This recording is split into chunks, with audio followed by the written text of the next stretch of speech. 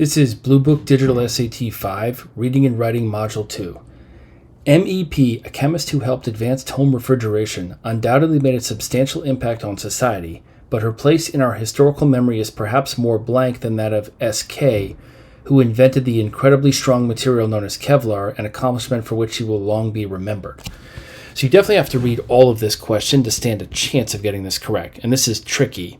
Of course, we got all of the questions correct on the first reading and writing module, which is why you're getting difficult ones now, right at the beginning here. So even though this person made a substantial impact, her place is perhaps more blank. I think just instinctively it would be more hazy or more uncertain or less well known than that of this other person who invented the thing we have, Kevlar, for which she will long be remembered. So is more permanent, more tentative, more warranted, or more prominent? It's tentative, right? Because they're saying it's less, that Mary Engle P is less well known.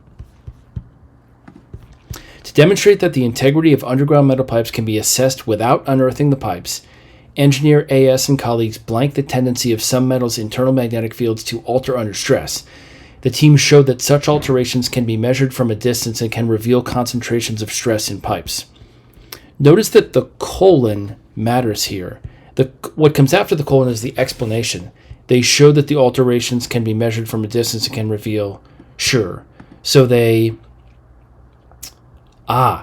whatever goes in the blank, they did this to the tendency of some metals' internal magnetic fields to alter under stress, which is explained by they showed that the alterations can be measured from a distance and can reveal concentrations. So I would have said that they used the tendency, or they employed the tendency, or they leveraged the tendency. They seized the opportunity of that tendency. It's not hypothesized. It's not discounted, and it's not redefined. It's actually exploited, which confuses a lot of people because you tend to associate exploit with negative, but exploit in this case is neutral or positive in this case. It means that they used, right? They took advantage of that tendency. They leveraged that tendency. Despite the generalizations about human behavior they have produced, many studies of behavioral psychology have used highly unrepresentative subject pools, students at the colleges and universities where the researchers are employed. To blank the situation, it is necessary to actively recruit subjects from diverse backgrounds and locations. So they've used highly unrepresentative subject pools, the students at the colleges and universities where the researchers are employed. So if you do your research based on subjects that are your friends right around you, you don't create perfectly valid results. You have questionable results. To blank the situation, so I would have said to fix this situation. So to sanction, to ameliorate, to rationalize, or to postulate. Well, the only one that's close to meaning to fix or address the inconsistencies of or mitigate is ameliorate. That's an advanced vocabulary word, but that's the only one that works here.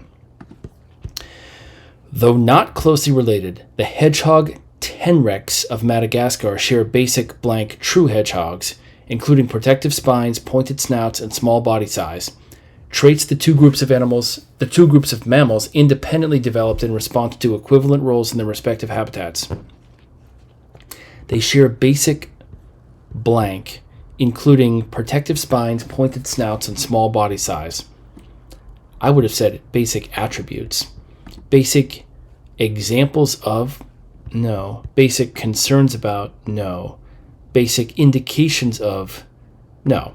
Yeah, they share basic similarities with true hedgehogs, including those anatomical similarities. While recent scholarship has undermined claims that the works of 12th century Islamic philosopher Ibn Rushd were blank other Muslim philosophers of his time, it is indisputable that his location in the Muslim-ruled area of what is now Spain meant that his works were primarily available thousands of miles west of the era's center of Islamic thought.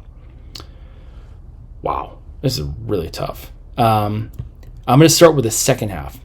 It's indisputable that his location in the Muslim-ruled area of what is now Spain meant that his works were primarily available thousands of miles west of the era's center of Islamic thought. So you can't deny that he was out on the edges. You can't deny that he was not in the center. So Spain is on the periphery. Spain is on the edge of the Muslim Empire. So you can't deny that his works were primarily available thousands of miles away from the center. Okay. But while recent scholarship has undermined claims that his works were blank other Muslim philosophers of his time, so I think I know what the answer is. While recent scholarship has disproven that they didn't matter at all, you can't deny that it was peripheral. So I think the answer is inconsequential too. So while recent scholarship has undermined claims that his works were inconsequential to others, it's indisputable that he was on the edge of the system rather than in the center of the system. Not controversial among, because that has nothing to do with like the location and the like degree of significance of his influence. So no, that's a really tough question though. Following text is adapted from Herman Melville's 1855 novel Israel Potter. Israel is a young man wandering through New England during the late 18th century.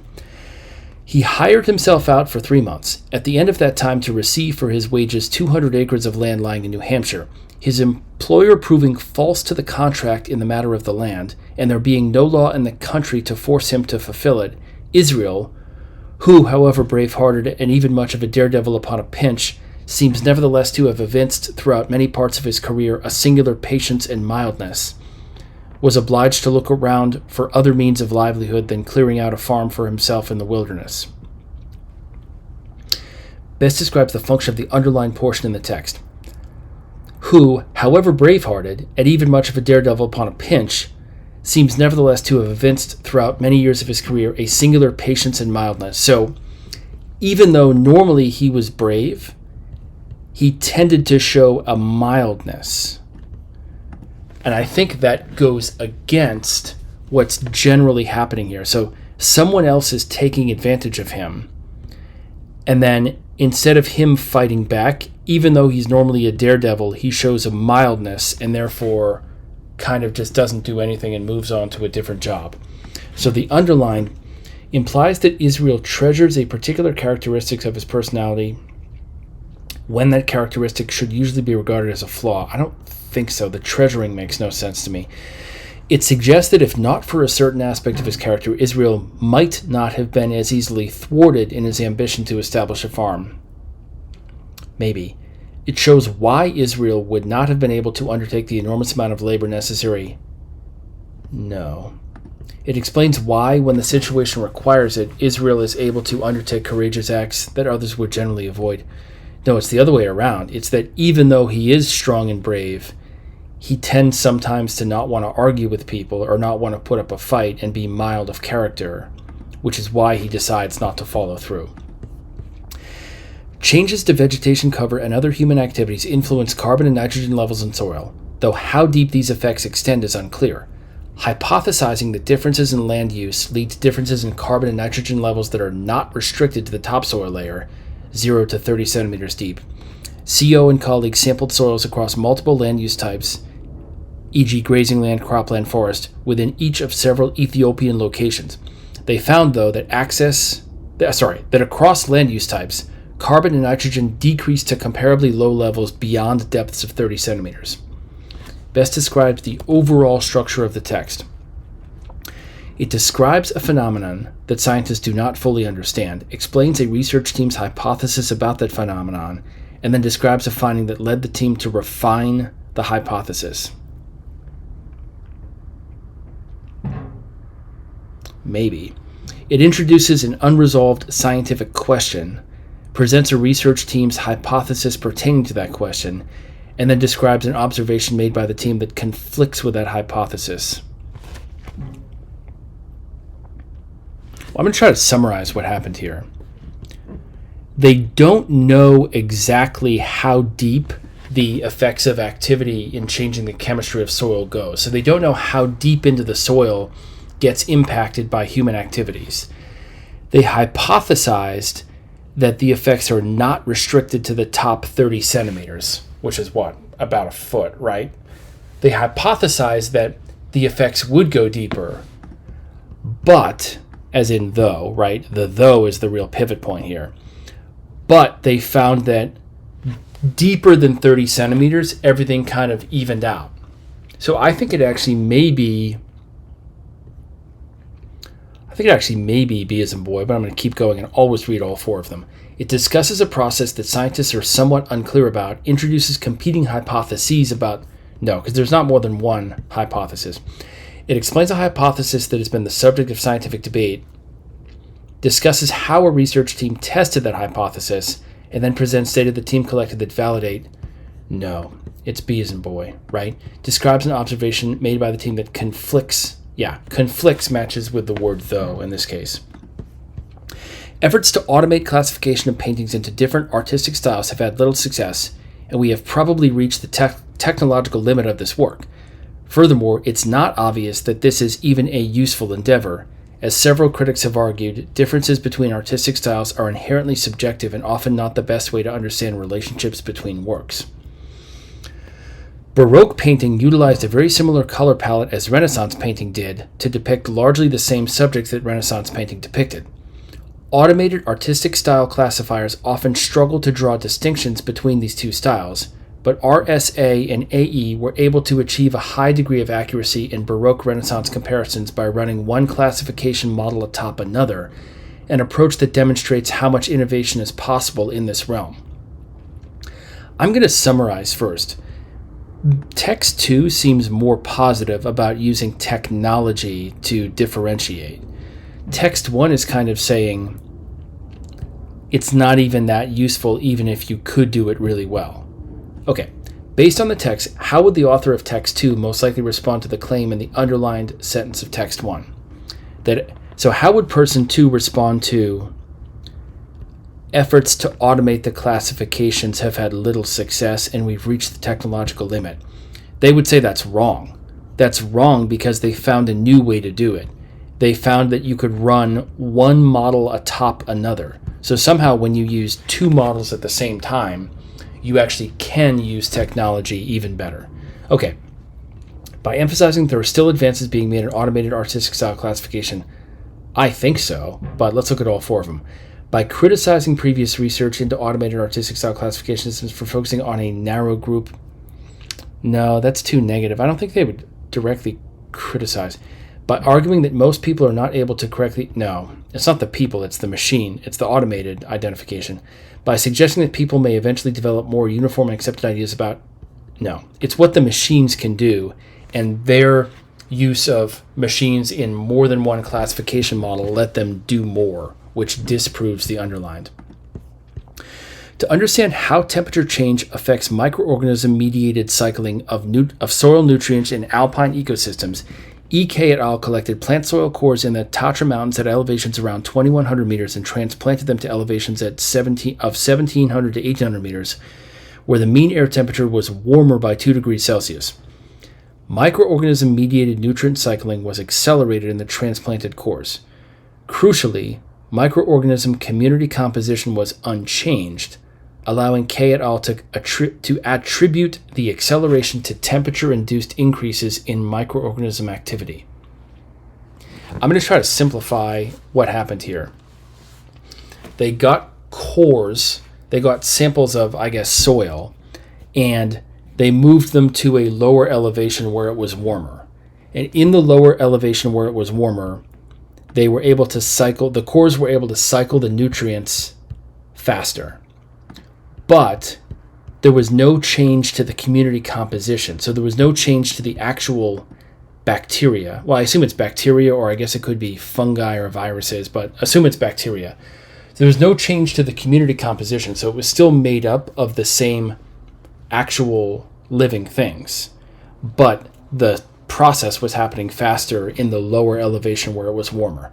Okay, it can most reasonably be inferred from the text that the finding about The microorganism community composition was important for which reason? Well, it's important because it rules out that the living things themselves changed. So it shows you that you're making a valid comparison without another variable. It provided preliminary evidence that microorganism-mediated nutrient cycling was accelerated. No, that's the trick wrong answer. It suggested that temperature-induced changes in microorganism activity may be occurring in... No. It ruled out a potential alternative explanation for the acceleration. Yes. It clarified that microorganism activity levels in the plant soil cores vary depending on which... No, because which microorganisms comprise the community did not actually change. So it rules out that there was a change that caused the actual thing you were looking for, right? It rules out an additional variable. Mean ratings for patients after 21 days. Mean ratings for participants aware of taking a placebo. Mean rating for participants in the control group. So these are people who knew they were taking a placebo. And these are people who, I assume, did not know whether the thing they were taking was a placebo. Okay, and a placebo is an empty pill, right? Or it's a medicine that's a blank, that's going to do nothing just for the purposes of comparing. To test whether a medication is effective, scientists compare outcomes for patients taking it and patients taking a placebo, a medically inactive substance, of course. Patients normally aren't told they're receiving a placebo, but a research team conducted a study to see if there might be a medical benefit to telling them. The team used various measures to evaluate participants, with higher ratings indicating greater well-being in each measure. Compared to the mean ratings after 21 days for participants in the control group, the mean ratings for participants who were aware of taking a placebo, well, the mean ratings are global improvement. So it's strange because it goes against what you would think, but it seems like the mean ratings for the people who knew they were taking a placebo are higher. So higher after 21 days. Yeah. So they were higher in all categories for the people who knew they were taking a placebo. Range from 5 to 92, indicating that well-being varied widely. Not really. That's kind of a misreading of what's happening. Were lower for two measures, with the rating for only one measure indicating greater well-being. No, I think they're higher for all three, right? Or higher for all three, indicating greater overall well-being. Yes. Range from 3.9 to 46. No. It's just better for all three. Mean attentiveness scores by leave time condition. As in how much time you get off of work. Mean test score, higher scores indicate greater attentiveness. No leave, 2 to 4 days leave, 1 to 5 weeks leave. So the different bars compare how much time you took off, I assume prior to taking some sort of exam, to investigate potential cognitive benefits of taking leave from work. Psychologist JP and colleagues conducted a 6-month study of Australian university staff members who took no leave from work during the study, took 2 to 4 days of leave, or took 1 to 5 weeks of leave. Tests of attentiveness were administered to participants 3 times during the study, at random for the no-leave staff, and for the rest, 1 week after their leave, 1 week following their return to work, and 1 week after the second test administration, as in 2 weeks after their return to work. After analyzing the results, the researchers concluded that longer leave times might not confer a greater cognitive benefit than shorter leave times do. They concluded that longer leave times might not confer a greater cognitive benefit than shorter leave times do, as in the 2 to 4 days and the 1 to 5 weeks might not make you do any better. Oh, I'm sorry. No, sorry. Now I understand. Okay. Longer leave times might not confer a greater benefit than shorter leave times do, as in the 1 to 5 weeks might not make you do better than the 2 to 4 days. So the black might not be better than the light gray. I see.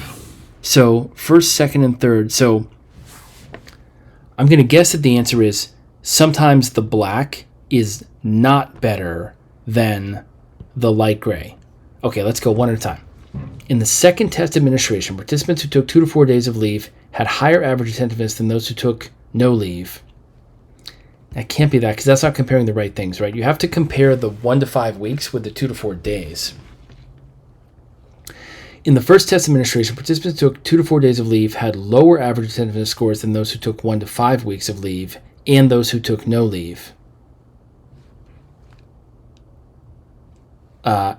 Well, that's true, but not the right answer, I don't think. In both the second and third test administrations, participants who took 2 to 4 days of leave had higher average attentiveness scores than did participants who took 1 to 5 weeks of leave. Yeah, that's the answer, right? Because that's showing that the 1 to 5 weeks is actually is a worse score than the 2 to 4 days. Then let's be thorough and finish this. In the second and third test administrations, participants who took 2 to 4 days of leave had higher average attentiveness scores than those who took no leave. Well, that might be true, but that's not the answer, right? So reading really carefully and highlighting in order to simplify what you're actually investigating helps here. But obviously we're in the realm of hard questions because we got them all right in the first section. Okay. Number of lizard species by average percent of maximal speed used when pursuing prey or escaping predators. Number of lizard species by average percent of maximal speed used when pursuing prey or escaping predators. So, for example, the 70 to 79 is... So 70 to 79% of maximal speed is used by 2 of the lizards when they're escaping and none of the lizards when they're pursuing. Whereas the 90 to 100 is used by 8 lizards when they're escaping and 3 lizards when they're pursuing. So just instinctively, when a lizard is trying to save its own life and run away, it much more often runs as fast as it possibly can. Whereas when it's just trying to catch something else to eat, it doesn't necessarily run as fast as it can. It may seem that the optimal strategy for an animal pursuing prey or escaping predators is to move at maximal speed, but the energy expense of exploiting full speed capacity can disfavor such a strategy even in escape contexts, as evidenced by the fact that, so here we want to focus on the data that really matters. So even in escape contexts, as evidenced by the fact that, so even when it's trying to run away to save its own life, it doesn't necessarily always run as fast as it could, right? So you might expect that all of the light gray were up here, but they're not. There's some species that even when they're trying to save their own life and run away, they don't run as fast as possible. So most lizard species use about the same percentage of their maximal speed when escaping predation as they do when pursuing prey. No. Multiple lizard species move at an average of less than 90% of their maximal speed while escaping predation. Yes, as in even when they're trying to save their own life, they don't necessarily run away at full speed. More lizard species use on average 90 to 100% maximal speed while escaping than use any other. Well, that's true, but not the answer. At least 4 species use on average less than, again, true, but not the answer. It's that even though you would expect them to run away at full speed, they don't necessarily always do that. Poetry is a 1919 poem by M.M. The poem highlights an ambivalence toward poetry as the speaker acknowledges its merits while also expressing a sense of displeasure. Writing, highlights an ambivalence as in acknowledging its merits while also expressing a sense of displeasure. So praising poetry, but also being somehow irritated by it. Nor is it valid to discriminate against business documents and school books. All these phenomena are important. No. One must make a distinction, however. When dragged into prominence by half-poets, the result is not poetry. I don't think so, but when poems become so derivative as to become unintelligible, the same thing may be said for all of us, that we do not admire what we cannot understand. I don't think so. Reading poetry, however, with a perfect contempt for it, one discovers that there is in it, after all, a place for the genuine. Yeah, it's that. That's the ambivalence. What makes this one really tricky is that it's in the other order. You're reading it with a perfect contempt, as in a perfect hatred or disrespect. So if you read it disrespecting it, then you discover that there's something good about it, which is in the other order, right? It expresses the displeasure while acknowledging the merits. The Cretaceous pterosaur TN is known for having an anomalously oversized head crest. Until an almost complete fossil skeleton was found in Brazil, paleontologists had been able to study only skull specimens from T. navigans, though it was presumed that, like other pterosaurs, the species' primary form of locomotion was powered flight. Examining the fuller skeleton in 2016, VB and his team determined that TN had long hind legs, short wings, and an unusually long neck, characteristics that, combined with the creature's large crested head, would have made sustained flight difficult and walking uprightly relatively comfortable. Based on these findings, the team suggests that T. navigans likely... So I'm going to simplify this. They dug up this complete skeleton recently. Up until recently, they thought that the thing flew. But now that they have the full skeleton and they examine its anatomy, it shows that it would have made sustained flight difficult and walking upright relatively comfortable. Based on these findings, they suggest that it likely... Well, I'm just going to guess the answer is that it likely walked rather than flew. Flew for longer distances than did other pterosaur... No. Had longer wings than other pterosaur species considered to have been comfortable walking... I don't think so. Had a smaller head than researchers expected based on the earlier... Flew shorter distances, spent more time walking than... Yeah, it's got to be that, right? Because that's the basic outcome. Some ethicists hold that the moral goodness of an individual's actions depends solely on whether the actions themselves are good, irrespective of the context in which they are carried out. Philosopher LSP has shown that surviving works of Aztec Nahua philosophy express a very different view. P reveals that these works posit an ethical system in which an individual's actions are judged in light of how well they accord with the individual's role in society and how well they contribute to the community. To the extent that these works are representative of Aztec thought, P's analysis suggests that. So again, I'm going to try to paraphrase in my own words. The sort of objective reality view of moral goodness is that there's always right and wrong. You should always either do something or not do something, regardless of what situation you're in. But then in the Aztec system, you judge whether it's right or wrong based on how well it matches with your role in society and contributes to the community. Okay? Which suggests that the Aztecs would have disputed the idea that the morality of an individual's actions can be assessed by appealing to standards of behavior that are independent of the individual's social circumstances. That actually sounds good to me, right? So the Aztecs would have disagreed that there's an objective rule for any action.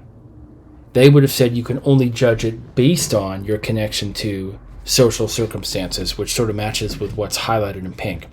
But let's leave that. The Aztecs would not have accepted the notion that the morality of an individual's actions can be fairly evaluated by people who do not live in the same society as that individual. No, that's grasping beyond what you could know from what's written here. Actions by members of Aztec society who contributed a great deal to their community could be judged as morally good, even if those actions were inconsistent with behaviors the Aztecs regarded as good in all contexts.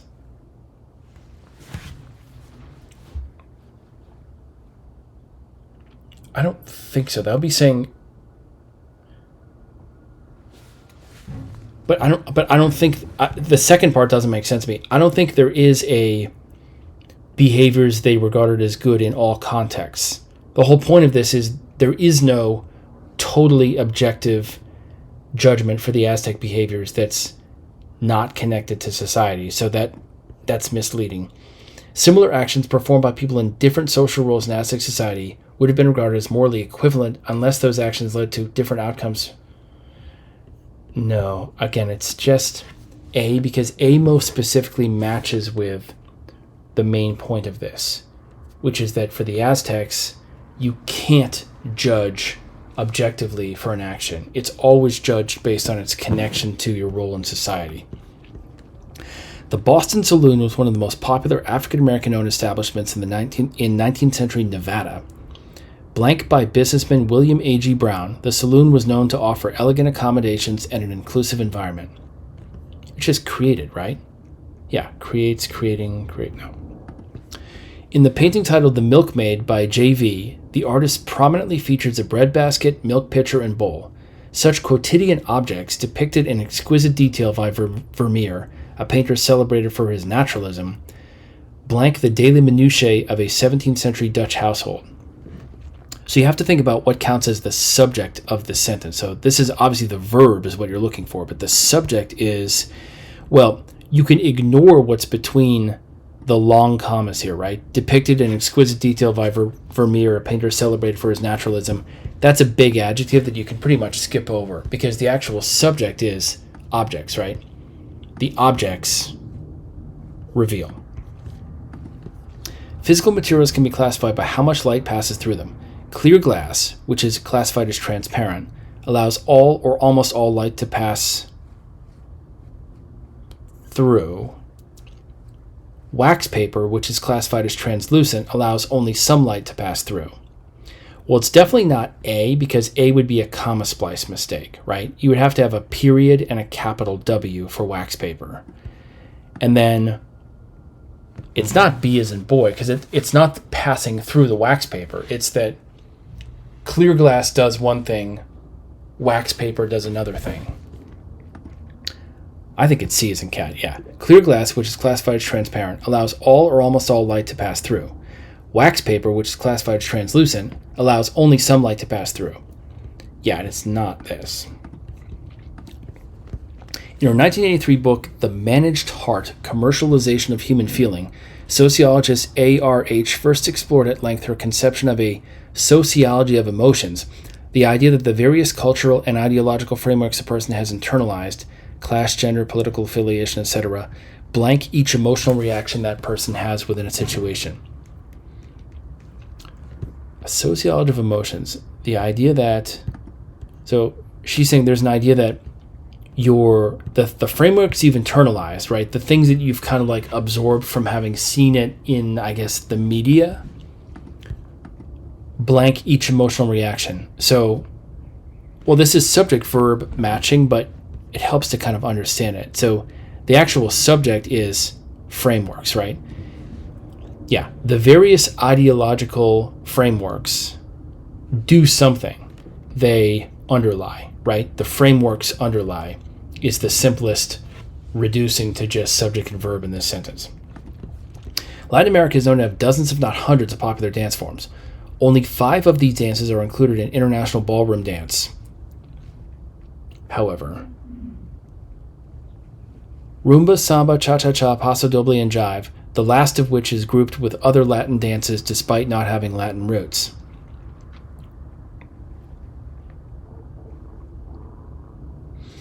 Oh, I see. Well, it must just be setting up the list, right? Only 5 of these dances are included in an international ballroom dance. However, and then it sets up the list, right? So the answer is A. So rumba, samba, cha-cha-cha, paso doble, and jive. Now, the fact that you have the dash here actually doesn't really matter. This is sort of like extra information about jive. So you could have put the period right after the word jive. So Latin America has hundreds of dance forms. Only 5 are in this competition, however, and then it lists the 5 things. Let's talk about why it's not the others. B as in boy would be a comma splice mistake. C as in cat would be a punctuation mistake because what comes after the semicolon is actually not a sentence. It's rumba, samba, cha-cha-cha, paso doble, and jive, the last of which is grouped with other Latin American dances despite not having Latin roots. That's only a fragment. Same thing for D as in dog. What comes after the semicolon is technically only a fragment. For thousands of years, humans have used domesticated goats, Capra hircus, to clear land of unwanted vegetation. When it comes to their diets, goats are notoriously blank. They will devour all kinds of shrubs and weeds, leaving virtually no part of any plant unconsumed. They are notoriously indiscriminate. They will devour all types. Yeah, the answer is D as in dog, because the fact that they would devour all types is following through, or is an example or a definition of being notoriously indiscriminate. Obviously, it's not C as in cat, because with no punctuation, you just blur it together. B as in boy is a comma splice mistake. Now, why is it not A? Let me say it with A. When it comes to their diets, goats are notoriously indiscriminate, and they will devour all kinds of shrubs and weeds.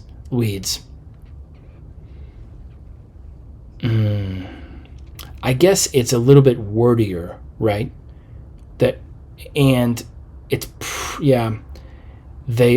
Goats are notoriously indiscriminate, and they will devour all. Because that's kind of repetitive, right? It's better to show the example and have it be more concise, so it's D. Working together with the Navajo Nation Department of Water Resources, Dr. L.T. analyzed data about snowpack levels in the Chuska Mountains. She found that the snowpack, the amount of snow on the ground, was deepest in early March at lower elevations. At higher elevations, blank, the snowpack was deepest in mid-March. She found the snowpack was deepest in early March at lower elevations. At higher elevations, I would have said however. At higher elevations, however, the snowpack was deepest in mid-March. So in certain places, there's the most snow on like March 4th. And then in other places, they have the most snow on March 17th. However is the kind of thing that works. So it can't be for instance, not in other words. It's just on the other hand. Yeah, or however. According to D's law, countries with single ballot majoritarian elections for single-member districts tend to polarize into two-party systems, wherein dueling political parties consistently dominate the political system. Blank, countries with proportional representation electoral systems tend to support multipartyism, under which power gets distributed among many political parties. Yeah, so in places like the United States, where you just have basically the Democrats and the Republicans, dueling political parties dominate the system. Blank, countries with proportional representation electoral systems like in Italy or whatever, where there are 11 different political parties that are always forming cooperative groups with one another and always kind of like merging together, power gets distributed among many political parties. So it's a contrast. It's a clear contrast. Not subsequently, because that's chronological. Conversely is the answer. Definitely not for instance, and it's not a rephrasing. So it's not in other words. Conversely is the answer. A turtle shell appears external to the animal, protecting its body like armor. Blank, the shell is often incorrectly assumed to be an exoskeleton, a rigid outer casing like that of a crustacean or an insect, when in fact it is an endoskeleton, a part of the turtle's internal bone structure more akin to a spine or a pair of ribs. So, I think because the shell of a turtle is on the outside, you assume that it's an exoskeleton. So I would have said, therefore the shell is often incorrectly assumed to be an exoskeleton when it's in fact an endoskeleton. So therefore actually works here. Therefore, which is, thus or hence. Definitely not for instance. It's not however, but a lot of people would accidentally say however. However, the shell is often incorrectly assumed to be an exoskeleton when in fact, it is incorrectly assumed to be an exoskeleton when it's in fact. So it's actually D as in dog. In retrospect, one of the lessons of the 2003 Human Genome Project is that a gene is affected by many factors, not the least of which is its interactions with the protein products of other genes. Blank, rather than just focusing on the human genome, efforts to better understand gene mutations related to diseases have begun to consider the human proteome, the complete set of proteins expressed by human genes. So the outcome here is that your genes are affected by interactions with other genes. Okay? Blank, rather than just focusing on the genome, they're more recently, or maybe they should focus on the proteome, which is all of the other proteins expressed. I would have said therefore. Yeah, therefore, rather than just focusing on this, efforts to better understand it, have begun to consider. Yeah, so as a result or therefore, not in other words, not that said, not for example. So, accordingly, as in as a result or thus or therefore over the past few years. Wants to emphasize a similarity between the two sculptures. Sees students aspire depicts two figures supporting each other in the pursuit of equality. I don't think so. Recognition and students aspire both show African American figures in poses that symbolize supportive relationships. It seems like it. C completed that thing in 1970 and no. The figures in recognition have features that are rounded and distinct while Bees and Boy is the only one that's the similarity between them. Wants to indicate which category most routine diplomatic correspondence belongs in based on how sensitive information is classified. You want to indicate which category most routine diplomatic correspondence belongs in based on how sensitive information is classified. Okay? According to the U.S. government, which classifies such sensitive information as routine diplomatic correspondence, confidential information could damage. No, that's like the trick wrong answer. That doesn't say which category most of it goes in. Whatever the answer is has to say something like the majority of routine diplomatic correspondence belongs in this category. Most routine diplomatic correspondence is classified according to the degree to which disclosure could affect the nation's security. I feel like that might be another trick wrong answer because it starts off perfect, right? Most routine diplomatic correspondence is classified, but you're expecting it to go into an actual bucket. Here, instead it just says it's classified not as a thing, not as a bucket, not as a category, but according to, of course but that's not the answer. So that, because it doesn't tell you a specific category. Having the potential to damage national security if disclosed, most routine diplomatic correspondence is classified as confidential. That seems good to me. If disclosed, communication with both allies and adversaries could affect... No, it's C as in cat, but the other ones before it are trick wrong answers. Oh, did I not put 15? Yeah, 15 is A, of course. And then